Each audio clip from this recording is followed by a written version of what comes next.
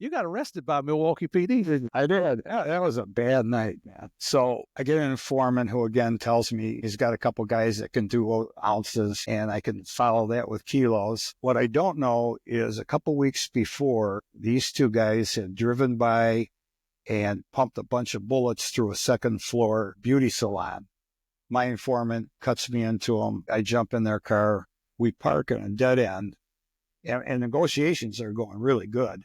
Next thing I know is 5 Milwaukee squads in a paddy wagon come screaming down the dead end, guns out, get your hands in the air. So I get out of the car, put my hands in the air. The only thing I have on me is I got that old 38 again stuck in a back. In your butt crack. In my butt crack. Okay, thank you. And they both, of course, have guns. So I hear the cops as they're searching independently call out gun, gun, gun. And then the cuffs go on, and in the paddy wagon, they take us.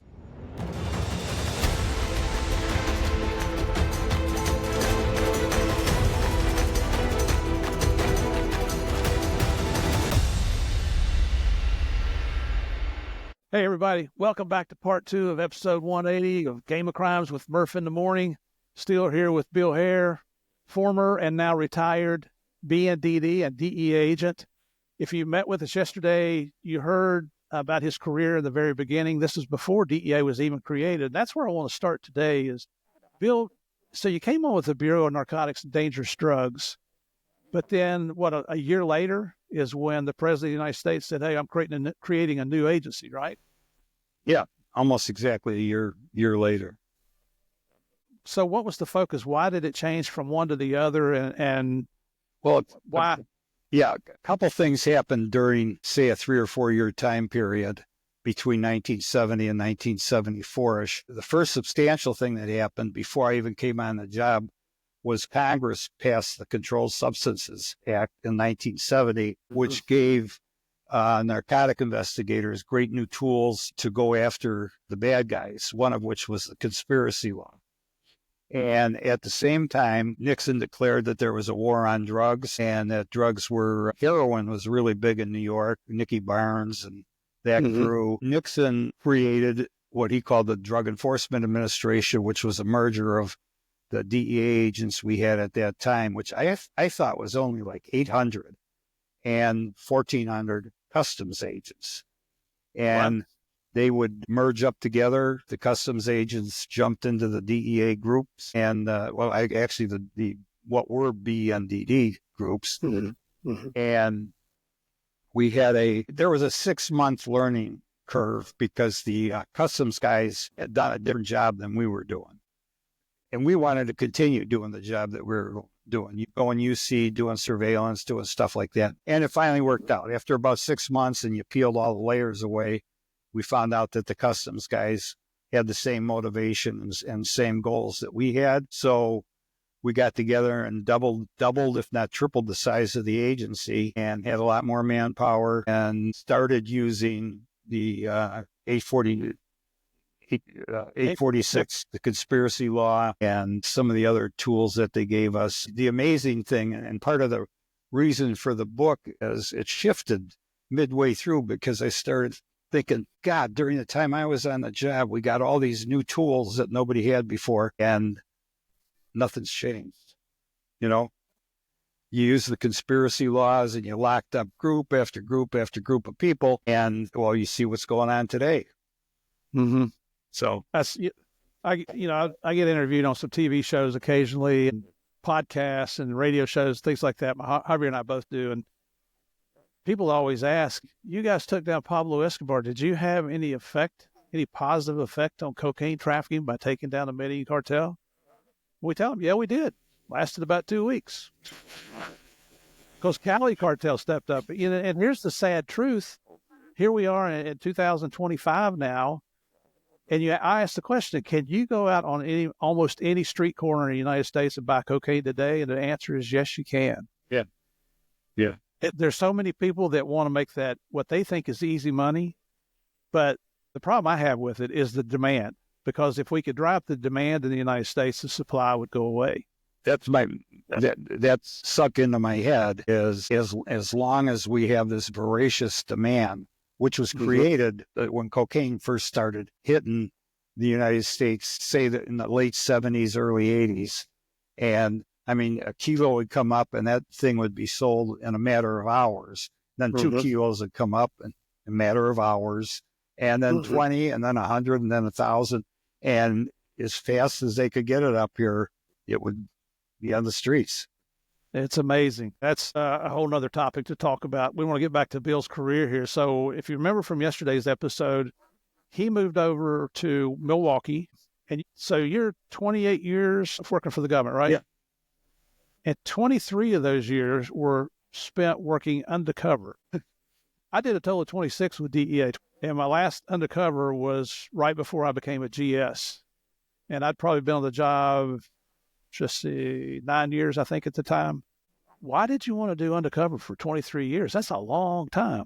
Well, I don't know if I wanted to or if the demand was there to do it, because and when I say 23 years working undercover, it wasn't like 23 years in a row, because I had a lot of conspiracy cases in the middle of them and stuff like that. But anytime a stool came in the office and said, I can introduce you to a guy and you can get a couple OZs of coke, but he's got kilos behind him, I couldn't walk away from it. I'd say, I'd check it out, and if it looked right, I said, throw the call in and let's see what we could do. And did you get a little excited when those would come? I mean, did you feel that little thing in your stomach? Oh, for sure. This is good. Yeah. Adrenaline is a wonderful thing. Oh, yeah. Even now, people say, don't I miss it, because I've been retired since 2013. I don't miss the BS bureaucracy, the personnel issues and all that kind of stuff. But when I talk to agents now, or even cops at the gym, I've gotten to know quite a few local cops here at the gym I go to in the mornings, and they'll start talking about cases. All of a sudden, they've got my attention. I'm forgetting about working out or whatever else is going on. I start hitting with questions. Have you done this? Have you done that? Have you done that? Could you possibly do this? Have you tried a wiretap? Are you pulling toll records? Have you done trash runs? Have you got an informant? What have you vetted the informant? And they're looking at me like, oh man, would you shut the hell up? Yes, we're doing it. Sounds like me. But it would be the same thing. That old fire comes back, doesn't it? Yeah. When I was writing the book, there were a couple incidents where close call incidents with shoot or don't shoot. And I had some tax squad buddies of mine that read the book before I even thought about making a book. I was just writing stuff to see, because both my hands got screwed up. So I was just writing stuff. And there were a couple incidents where one particular one, I'm running up a narrow attic stairs. It's fairly dark. The tax squad was busting a bunch of guys in the lower. Everybody's rolling around and kicking and saying words that you're very familiar with, and I'm very familiar with. But I get to the top of the stairs, to the peak of the stairs, and I look, and there's a guy laying in bed, and he's got a great big old silver hog leg, I call it. It's like a 6-inch 44 Magnum or something like that. And I gun or drop the gun, or I scream something at him. And he's starting now to wake up and hear all the scuffling going on downstairs. And he doesn't quite know, drop the gun, drop the gun. Well, I said it 3 times before he leaned over, and I should have shot him, but he leaned over and set the gun on the floor of the bed. And then I grabbed him and hooked him up. But when I described that story in the book, the tax squad officers said our adrenaline was pumping when we were reading that, because we remember that. And I got to tell you, the tax squad sergeant who was in charge of the warrant, it was my warrant, but it was a tax squad sergeant who was in charge of executing it. We get done with that, and I'm feeling pretty damn proud of myself, because they didn't know about the attic. The informant didn't tell them about the attic. I saw the door. I opened it. I saw it went up. I said, okay, I'm going to take a peek. And I got a guy with a gun. That's pretty damn good. So I'm outside talking to Copper. They call him 702 San Filippo. And I'm saying, yeah, man, I'm so happy I got that guy and stuff like that. And San Filippo looks at me with kind of this look. And all of a sudden, the sergeant comes down. He's about 6'4". Looks like he's an Army veteran, but looked like an Army drill sergeant. He comes down, and he got into me so bad. I mean, he just drilled me. And he got done with me, and he said, I don't know if I'll ever work with you again. And he turned around and went back into the house to his guys. And I looked over at Sam Filippo and he said, Jerry, I says, what'd I do? He said, you hollered, drop the gun one too many times. Oh. That makes perfect sense to me. As you were telling that story, I'm smiling because I remember reading that. These were the Milwaukee TAC 700s is what they were referred to, right? 700s, yeah. Greatest group of guys. That's the kind of guys you want to work with. Yeah, I went through. Well, I'll tell you what. So I got together with them like just a couple of weeks ago. We get together every, I don't know, 3 or 4 months. But I got together with San Filippo and he brought some pictures. And he brought a picture of the guys I was getting together with, taken at the completion of their 1,000th search warrant. That's all they did. That's all they did was high risk entries. And can you imagine that? 1,000 search warrants? Wow, that's a lot. That's a lot of doors to kick in. Yeah. Well, so now in your book I read about, and I was kind of surprised when I read this. I understand it. You got arrested by Milwaukee PD, didn't you? I did. Tell us about that. Yeah, that was a bad night, man. So I get an informant who, again, tells me, good informant, tells me he's got a couple guys that can do ounces, and I can follow that with kilos. So as long as I heard kilos on the end, I'd go out. If it was just ounces, thanks, I'd take a pass. So anyway, we run them through Milwaukee Vice, and they don't have anything on these two guys. What I don't know is a couple weeks before, on a Friday night, these two guys had driven by and pumped a bunch of bullets through a second floor beauty salon right downtown, right, actually kitty corner of the Federal Building. The beauty salon was a front for one of the main organized crime guys in Milwaukee. So the two guys pump holes into it, but they're also selling dope. My informant cuts me into them. I jump in their car. I'm negotiating with them. We're talking. They're lighting up a joint, asking me if I want to smoke. I say for whatever reason. By now, my skills are honed enough where I don't have any problem telling them, you want to get stupid while we're doing a dope deal? Go ahead, but I'm not in that game. So we're right on a major thoroughfare. They said, can we move the car and go park where it's a little more private? I said, sure. So we park at a dead end, and negotiations are going really good. I'm very confident that we're going to be able to do something with these guys. And I knew my surveillance team was out there. Next thing I know is 5 Milwaukee squads in a paddy wagon come screaming down the dead end, guns out, get your hands in the air, MFs, get you this and that, you scumbags. This is how they must feel when we stick them up. So I get out of the car, put my hands in the air. The only thing I have on me is I got that old 38 again stuck in the back. In your butt crack. In my butt crack. Okay, thank you. There you go. And of course, they both have got guns. So I hear the cops as they're searching independently call out gun, gun, gun. And then the cuffs go on, and in the paddy wagon, they take us. Well, I'm whispering to the guy who's leading me. I'm saying, he says something to the effect of, yeah, and I'm Mickey Mouse, dumbbell. Get in the paddy wagon. So I get in the paddy wagon with these two guys, and all three of us, I mean, they're as surprised as I am, and there's no heat on me whatsoever. They're still thinking I'm a bad guy. And so they take us downtown, and they put us in the bullpen. Bullpen was a 20 by 40 foot concrete floor thing full of crooks that are waiting to go get processed.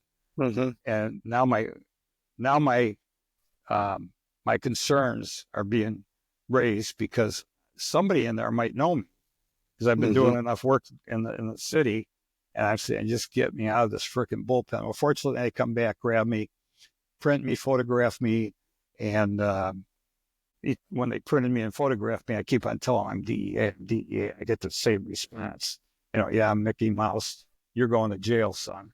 So they threw me in a cell, and that was at 10 o'clock at night. I'm in the cell till 3 o'clock in the morning. Well, my surveillance team had gotten together with the Dicks, and they figured out what was going on and why the detective squad came and got in the middle of our deal. The detectives didn't communicate with narcotics, so nobody knew what was going on. So they all went to a bar, and they formulated a plan to get me out of jail, which was for my boss to contact the night shift commander and say he really is a DEA agent, let him go. So at 3:00 in the morning, they come and get me. And I asked the cop who opened the cell, I said, could you just do me a favor and drive me out to 60th and Hawley so I could have a drink with the guys? And sure enough, 3:00 in the morning, these bums are still sitting in the bar drinking, waiting for me to show up. What took 5 hours to get you out of there? Good drinks at the bar, I suspect. Or too many drinks. I never got a good answer to that, but I was plenty happy to have gotten out of the bullpen unscathed. Oh man, that was hilarious when I was reading that in your book. Those are the stories that just it's serious, but in the end, it's good for a laugh. Serious as a heart attack. One of the things I read about in there is, and this doesn't happen very often. I've had a couple other guests here on the show who have been considered expert witnesses. And you were recognized as an expert witness, right? Yeah. And so for our listeners, just explain what the significance of that is, because that's not a common thing. No, in drug cases, in fact, I think I was probably one of the first 10 DEA agents to hit a witness stand.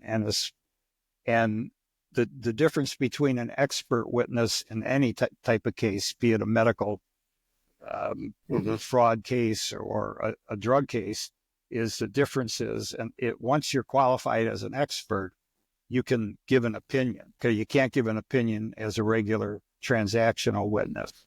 Right, you can only answer questions. Right. So where I did most of the expert testifying was like when ATF or IRS or DEA in the early years, or even me in one of my cases, we'd hit a house and there'd be, this is a basic example, but there'd be 50 little cut corners off of plastic bags that have a white powdery residue in them, and there'd be a triple beam scale, and there'd be other stuff laying around. Right. The juries at that time, they didn't know what that stuff was, so I'd explain it to them.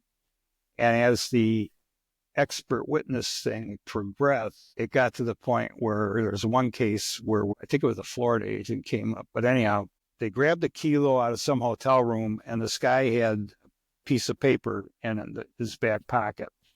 And the piece of paper indicated it was just full of numbers and names and a lot of Spanish stuff. And the U.S. attorney asked me, 2 Milwaukee cops did the search warrant.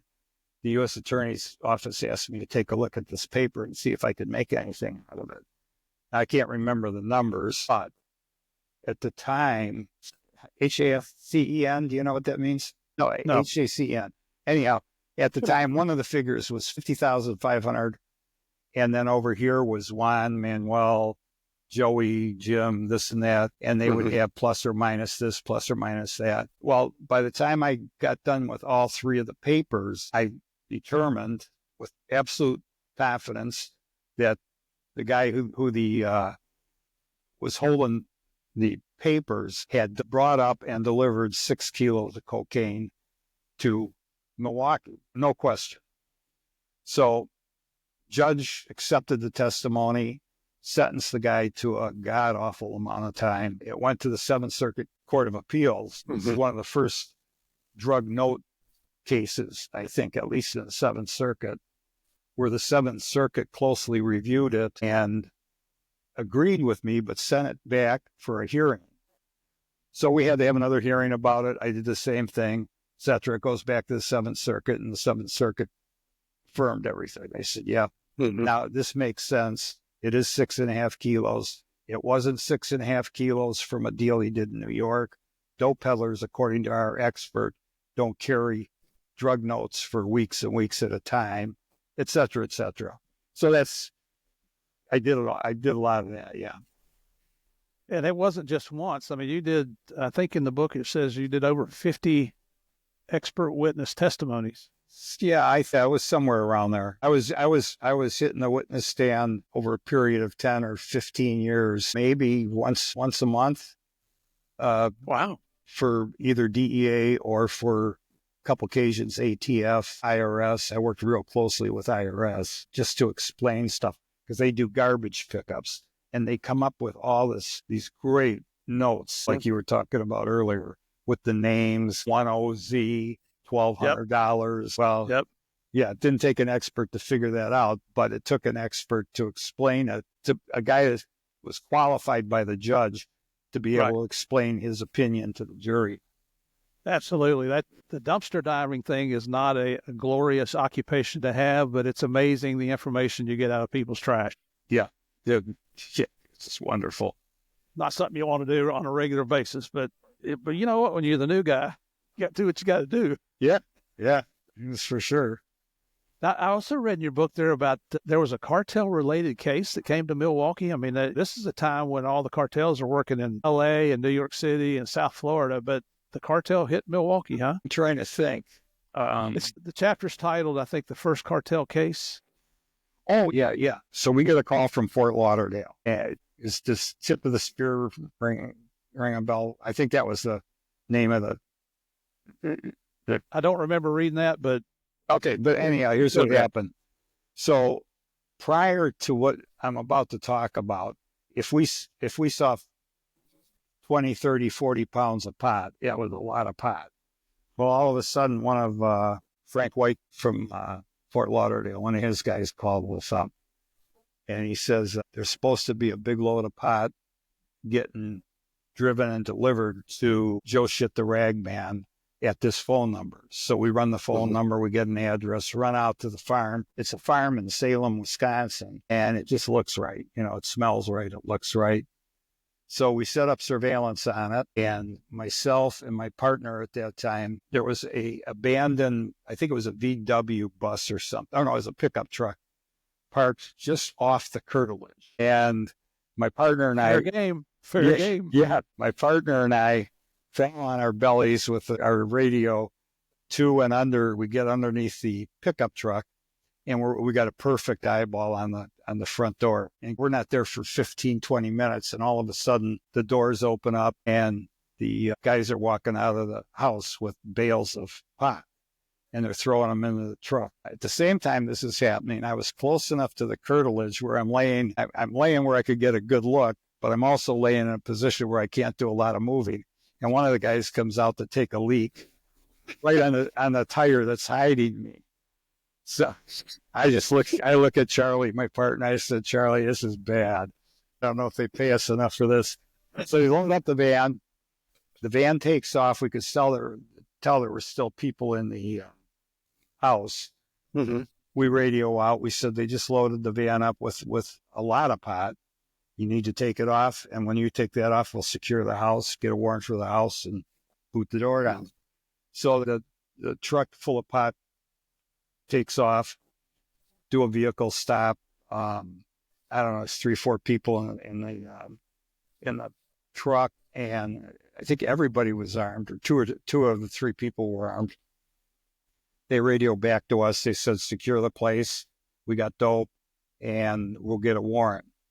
So we secured the place with a little bit of convincing because they didn't want to come out. There was 2 or 3 of them in there. But we secured it and went in and got 400 pounds of pot. Now, this is, bear in mind, like 78, 77, something like that. They get 400 pounds of pot. They had 600 pounds of pot in the truck, so that was a total of 1,000 pounds, which at that time was unheard of, and now nobody cares about. But that was the first big pot load or coke load that we saw in Wisconsin, and we didn't know it at the time, but that was the first of many to come. And those big loads of weed are just a pain in the butt to process as evidence, aren't they? Horrible. It's a lot of fun when you seize it, but the work that comes along afterwards is just, can I tell you a good breaking? It's mind-blowing. Can I tell you a good story? Sure. So I'm dealing with a guy off of one of these college things, and he delivers a half a pound of coke to me, which back at that was like in 74, 75, and he's driving a brand new Cadillac. So we pop him. We couldn't obviously buy the coke, but we popped him, and I volunteered to drive the Cadillac to my house and then we bring it down the next morning to the marshals. So what I was going to do, I was going to clean it up before we gave it to the marshals because it was full of all kinds of stuff. So I popped the trunk, and there's a great big blanket laying in the bottom of the trunk. I take the blanket, fold it up, take it over into my tomato patch, and I just shake all the residual stuff on my tomato patch. Wait, you know what happens next spring, don't you? Oh, yeah. Oh, yeah. So we take the Cadillac down and give it to the marshals. Next spring, all of a sudden, my tomato plant are turned into a pot farm. Yeah. DEA agent goes rogue. Yeah, that's for sure. That's for sure. You know, when I was a city cop, and I started in 75, and I think in 77 or 78, we moved into a new police station. And it was a combination city hall, police, fire, everything. Really nice, modern at the time. And around the building, they had these huge planters, and they put bushes in there and trees just to decorate it up a little bit. The locals would come around, and every spring you'd walk out there and you see a marijuana plant start to grow up in one of the planters there. It was always funny. Screwing with you. Now, there's a guy that we mentioned in episode 1 yesterday. He recognized himself as the White Prince of Happiness and Peace. Who is that guy? The White Prince of Peace and Happiness, yeah. Mel Shamillion. Oh, Mel's a legend with the DEA. He is a legend. He was, how big was 6'4", 6'5"? Oh, he was 6'6". 6'6". 300 at his biggest. Yeah, he was a monster. Yeah. Big man. Yeah. And the thing about Mel is he told you what he believed, whether you wanted to hear it or not. No problem. He spoke his mind, which I appreciated. I ran into Mel when I was a new GS, I think, in Atlanta. So this would have been in the late 90s. And he was a GS also at the time. I think he'd already done his time in Chicago and come down. And what the hell do I know about being a GS other than, what I've seen my GSs do? And he kind of gave me some instructions about what's important and what's not important, Yeah. Which is, even though you've been a cop a long time, when a seasoned guy like that comes up and takes the time to tell you things, and he had an unbelievably great sense of humor. He'd come in a room and things could be tense and you're discussing whatever the topic is. And when you left, you had tears rolling down your cheeks from laughing at Mel. Just didn't care. Mel and I worked a lot undercover together. And I would only ask him to help me if it was about him making cocaine because he self-taught himself how to make cocaine, or if it was going to be kind of scary and I needed somebody bigger than on a frickin' mountain to come in with me and fend off the bad guys. Yep. He had the look. He had the physical appearance. And he had a smile. He passed away. He married my sister after we did a dope deal, fell in love with her. They got married. But he had a smile I could see so many times. One time, I'm standing on if you're looking at a motorcycle with the front wheel up front here, I'm standing on the left side. He's standing on the right side. He's got a biker who's digging into a saddlebag, pulling out half a pound of coke or a pound of coke. And he's behind the biker. He pulls the gun out. He puts it right up to the biker's head. With his eyes, he tells me, move a little bit over this way in case there's a lot of splatter. Didn't want to ruin my leather coat. So I back around, and then Mel says, in typical DEA, I'll make it kinder, but he said, don't move or I'll blow your effing brains out all over the parking lot and this and that. But at that time, and I've seen it a half a dozen times or a dozen times, he had a smile which was both affectionate and threatening. You'd have to see it. But it would be like, it's this affectionate smile to me, like we're done with this deal. But Marty, at the same, you'll see something different from this face because I'll kill you. And he was serious. A little mischievous there, wasn't he?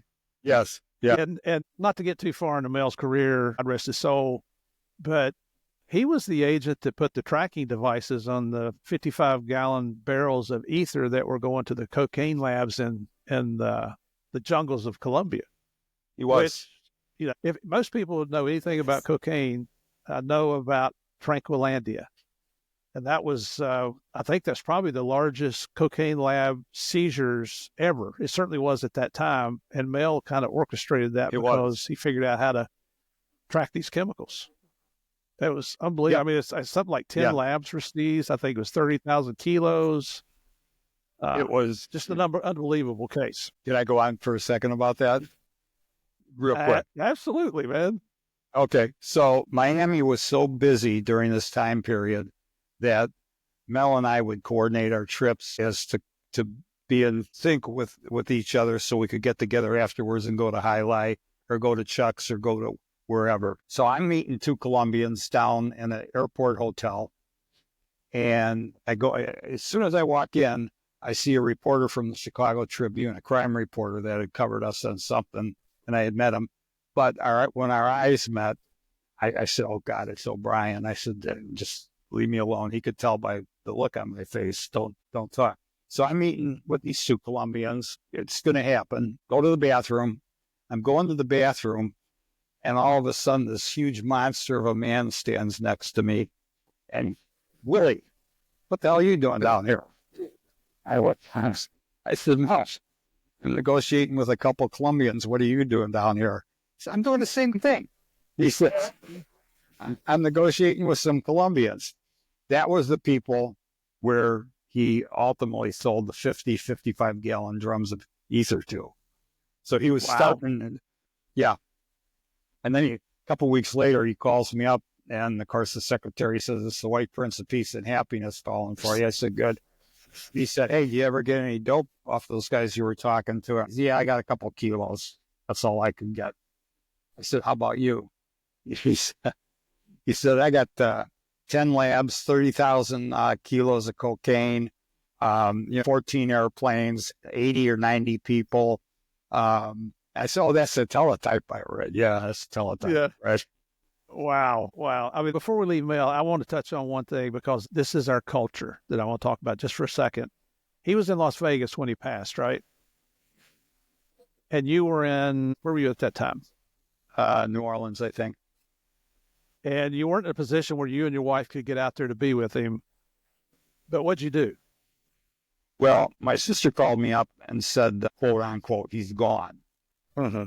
And I said, "Where'd he go?" And she said, "No." She said, "Billy, you don't understand. Mel's dead."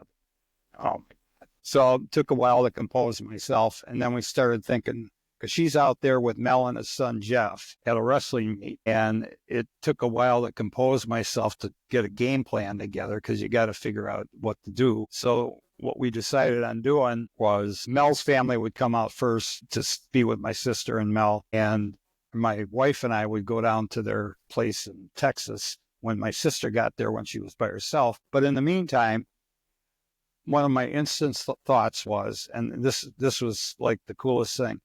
I said, "I'm going to call the Las Vegas office. I need some help." And I know they'll give it to me. I just knew. I didn't know anybody in Vegas, or I didn't think I knew anybody in Vegas. I called Las Vegas office and I said, "Can I speak to Mike?" I'll leave his last name out of it because I haven't talked to him about this. But I said, "Could I speak to the ASAP?" That's what it was. And they said, "He's in a staff meeting." And I said, "You don't understand. I need to speak to the ASAC. My name is so-and-so. An agent just died in the backyard, and his name is so-and-so. Could you get the ASAC on the phone?" Well, the meeting ended abruptly. Mike got on the phone. He's the guy that Mel and I used to work with in Chicago. Yeah. He says, "What do you need?" I said, "Well, my sister's sitting down at the bar drinking heavily because Mel just died." Of course, the ASAC he was upset too. Mm-hmm. In a matter of minutes, he said, "Okay, you got me in my office for as long as you need us." He said, "I'm heading out there now. I'll stay with her until somebody else is able to pick up the point." And that's exactly what he did. He went out there, and I think he spent a day and a night with her until some other family arrived. And and we hadn't talked to Mike in, I'd say 10 years, but that's Doesn't matter. it's family. Absolutely. Yeah. And that's when I read that in your book, it gave me chill bumps again here to listen to you tell the story, because that's what we do. It's a brotherhood and sisterhood. The law enforcement community, regular listeners hear me talk about this all the time. It's just because you retire what I say is just because we retired doesn't mean that our oath's expired. And you've got that in your blood. That's about the only thing we know how to do is be cops. And when a brother's in need, you respond. It's almost like a natural reflex. You just have to. Yeah. Because when they need help, that you're going to be there to help them. Yeah. I love it. It's just, that's one of the things I miss so much being active. But this age thing just gets you. There's a lot to be said about that. It's you can't explain it. I know military guys have the same connection. We've got the same connection. We've got it's an unspoken connection that just works. Yeah, it does. When I first got promoted to SES and moved to Washington, they moved me from operations to intel. I told the administrator back then, I'm like, I think you made a mistake here because the words Murphy and intelligence don't go in the same sentence. But at the office, I only had one agent, and then everything else was analysts and contractors and some military personnel. Well, I had a gunny sergeant from the Marine Corps there. His mom and dad were on a cruise. They stopped in the Bahamas. His mom got violently ill. They had to put her in a hospital. Of course, the ship doesn't wait on you. They left. And he said, I'm going to need some time to figure out how I'm going to get my mom taken care of. And I said, okay, give me the name of the hospital. And he did. I said, give me your mom's name. I got all the pertinent information. I called the office down there, and my old carpool buddy, when I was in special operations, was one of the GSs down there. Called him and said, hey, man, this is what's going on. Can you get what we call them country attaches back then? I think is what we called them. And got him on the phone, explained everything. And they said, we got cars heading over to the hospital right now. We will be with her until we figure out how to get her home. And here's this tough guy, gunny sergeant Marine, that I loved him to death. He was just a can-do kind of guy. But the fact that I would take the time to help him out, he was shocked to start with. But then you're part of the team. That's the way it goes. You're in the family now. And then years later, after I'd retired, Javier and I spoke at the Defense Intelligence Agency, DEA, up in Washington, and the gunny was in there. Of course, he wasn't a gun anymore. He had promoted on up, and he gave me the biggest hug, picked me up off of my feet, and just, to this day, I'm sure he still remembers that. But that's just the way it is in this culture. We look out for each other. Isn't that wonderful? It is. And I want to talk about one more thing before we get close to the end here. But there's a technique called a knock and talk. So who invented that, and what does it mean? Well, there's speculation as to who invented it. I think I did. But anybody who wants to quibble, I'll concede. What happened was in somewhere around 1988, a Milwaukee police detective by the name of Oscar Perez comes over to DEA. He says, hey, I'd like to work with you guys. He's young, aggressive, very smart. Him and I sit down and we're trading stories. And he gave me a big list of traffickers, and I had a list of traffickers who were potential people that we were going to look at and stuff like that. And by the time we got done talking, I'm thinking to myself, Astor, you and I are going to die before we can treat these fellows properly. Yep. So I said, why don't we go out? And I don't know who said the word, but I said, why don't we go out and introduce ourselves to these assholes and see what shakes out? So we go out, and for a period of 6 months to a year, we're going out introducing ourselves to all these dope peddlers, which is totally contrary to the way you conduct a narcotic investigation, because you want to keep it on the down low. And Oscar and I are just out there introducing ourselves. And during the introductions, we're finding that, number one, they're letting us into the house. And number two, one of us has got roving eyes while the other one's talking, and he sees a pile of 30 grand over here or half a pound over here. We started grabbing dope and grabbing money and did a lot of good stuff, including we got one good witness who we rolled him, and Oscar ended up with like $1 million in cash and 44 pounds of cocaine. So that's the introduction phase of it. Well, then I get involved in a gang wiretap, which takes a while. But then I get a sergeant from the Oak Creek Police Department. We call him Sharky. And he comes over to DEA Milwaukee and says, what can I do? What can we do? And stuff like that. And I said, Shark, I was wiped out after this trial. I said, let's go introduce ourselves to everybody you know and everybody I know. and see what shakes out of it. So we go specifically on Monday mornings for two reasons. Reason number one is because when the guys would bring the dope up from Chicago, they would typically come up on a weekend, get drunk, and go home Monday. Mm-hmm. So Shark and I go and we start knocking on doors, and we just, every door we knocked on, we walked out with dope. Dope or money, or dope and money. Mm-hmm. One specific, really unusual one was, we're going down, I think it was the street, and we're going to this one house of these traffickers that we knew were going to knock on our doors. But on the way to park the car, we both look and we see there's a car parked on the east side of the street, and it's bumper to bumper with cars on the north and the south. And I'm thinking, we're both thinking, this is wrong. You just don't do that. There's something going on here. So we parked the car, and again, this was not, as it turns out, it's not associated with the guy that we were going to talk to. We get out, I look in the back seat, and sure as shit, there was a brown paper bag full of money in plain view. And it's sitting there. So I said, quite frankly, between you and me, I said, instead of going to the track, let's stick with this and see if we can develop anything. So we set up on it. 10 minutes later, a guy comes from across the street, goes to stick his keys in the car. Sharky and I jump him, and it starts like, is this your car? We're the police. Is this your car? He said, no, it's not my car. Are those your keys? Yeah. Let's see if they fit this car. Oh, they do fit this car. How about that? How about that? Isn't that amazing? Now, at the same time, Sharky's talking to him about what's in the car and how he lied to us and stuff like that. I go to the back of the car. There's a north wind blowing. 11th Street is a north-south street. And I go to the back of the car, and more or less it's a joke. I'm sniffing around the edges of the trunk, seeing if I smell anything, I guess. But sure as shit, I smell marijuana. I mean, it was a strong smell of marijuana. Yeah. So I told Shark, okay, this car is ours. He's ours. Let's take him. We had, I think it was a kilo of coke, a pistol, and like 40 grand in the back seat.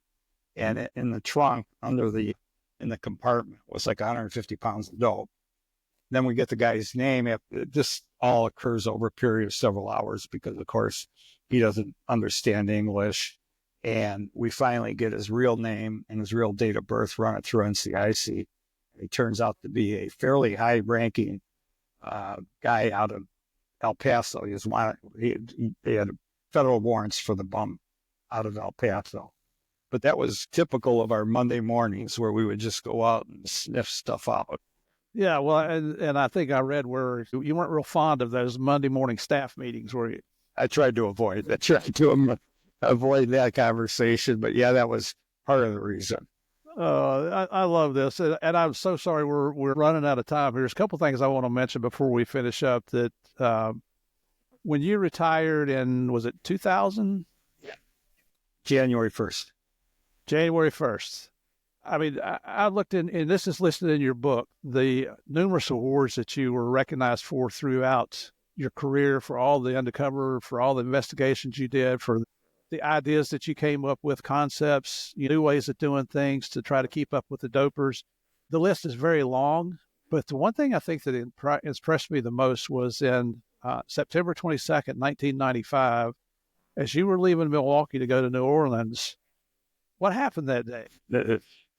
The U.S. Attorney's Office invited myself and Gene out to a lunch, like a goodbye lunch. Mm-hmm. And we were sitting there. There's probably 6 assistants and myself and Gene, and we're having a really nice lunch and stuff like that. And the mayor of Milwaukee, who I had met before, I did a search warrant on his block, and he came out and brought us a bunch of beer, thanking us for getting rid of the vermin, on the street. But anyhow, the mayor of Milwaukee walks up to the table, and he goes, hi, he knew a bunch of the U.S. attorneys. And he said, good to see you, Bill and Gene. And I said, well, I couldn't believe that he would remember our names. But anyhow, he holds out this plaque, and he gives a spiel, I guess, every day to somebody. But he said, I'd just like you to know that the city of Milwaukee, loves you for being such a wonderful person. And we're going to name this day for you henceforth. And he shook my hand, and I got a little cheery. I said, "Oh my gosh, Yeah.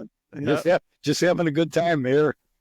So they designated a Bill Hehr Day. Yeah, it was pretty cool. That's outstanding. Wow. Now, you know what? That shows that you made a mark. You left your mark on that community. You did everything you could to improve the community. And it's, quite honestly, it's like sticking your finger in a dike when the dam's ready to burst. But good for you, brother. Well, thank you. I don't deserve it, but Don't say that. Yes, you do. I like to say that when look, you choose. look at who I'm talking to. Well, you're talking to another old guy. That's it. But, when you choose to serve your life, to serve your fellow man, you choose a career that serves others, there's no higher calling, in my opinion. I know you're being humble, as most all of us are, or we try to be anyway. Some of us can't quite help ourselves, and, Yeah, every once in a while it gets away from you, doesn't it? Yeah, sometimes we drink that Kool-Aid a little bit too much. But as I mentioned here yesterday on episode 1, Bill's book is now out. It's called The Gambit, a DEA Agent's Undercover Odyssey. Let me get it up where you can see that. You can order that on Amazon. You can get it in Kindle. You can get it in paperback, hardcover. I got a PDF file. You can't get that. There you go. But that was so I could read it before we did the interview today. It's on Amazon for our regular listeners. You just go on Amazon, put in The Gambit, a DEA Agent's Undercover Odyssey. It'll pop right up. Or you can go to the Game of Crimes website, gameofcrimespodcast.com, and there'll be a link on our book page that will take you straight to Amazon where you can order Bill's book. Highly recommended if you're interested in what DEA guys do. It's we just barely scratched the surface on the things that Bill was involved with. We didn't get into what he was doing down in New Orleans. So highly recommend you take a look at that book. It's out now, available. And again, that's The Gambit, a DEA Agent's Undercover Odyssey. If you're interested on social media, you can find Bill on Facebook and on Instagram at William Hehr, Hehr, William Hehr. Okay, so go over, start following him, show him some love there. I mentioned to Bill this morning about a website, and I think his son did too. So we may team up against him and see if we get him a website up and running for his book. Bill, I can't thank you enough for coming on the show here, giving us your time today, especially the fact that we don't really know each other. But that's what we love about our culture is we don't have to know each other personally. No, we don't. Start part of the same brotherhood. And to your lovely wife, Jean, thank her for her service. She was a DEA agent also who I think Bill was probably a dirty old man and on her as soon as she came in the office there in Milwaukee. But there you it go. Worked out for you. Well, I thank you, Murph. I really appreciate it. It was great talking to you. I hope we get to talk again. Yeah, I hope we get to meet in person someday, brother. Okay. So, listeners, thank you again for coming over to play the biggest, baddest, most dangerous game of all. And you know what that game is. It's the Game of Crimes. I'll see y'all next week. Well, hey, guys, that wraps up this week's episodes of Game of Crimes with Murph in the Morning. I hope y'all enjoyed the show and the guests. And if you did, feel free to spread the word. I want to thank you for taking the time to see and hear some of the best true crime content you can find anywhere. Believe me, I understand none of this would be possible without your support. In case you didn't know, Game of Crimes is now on YouTube. Just type in Game of Crimes Podcast in the YouTube search bar. Hit that subscribe and like buttons and feel free to leave a comment. And you can also email your comments to gameofcrimespodcast@gmail.com. Our website is gameofcrimespodcast.com. There you'll find all our episodes, books written by our guests, and more. And for even more content, go to patreon.com/gameofcrimes and sign up. There you'll find several bonus episodes each month, and you can get early audio access to each week's interviews before they drop on YouTube or wherever you listen to podcasts. You can even subscribe for free and hear the first 5 minutes of each episode to help you decide if you want to spend some of your hard-earned cash to hear more. That's patreon.com/gameofcrimes. To all our guests here on Game of Crimes, it's an honor and a pleasure to have you on the show, believe me. Thank you for your service to your communities, your countries, and for taking the time to tell us about your adventurous lives. May God bless and protect all the men and women in law enforcement, our military, and all of our first responders. That goes for all of our listeners as well. Thank you for your support. And just one last thought here. It's okay for us to have different ideas and different opinions, but it doesn't mean we can't continue to be friends.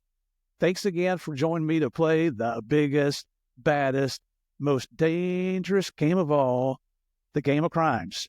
I'll see y'all next week.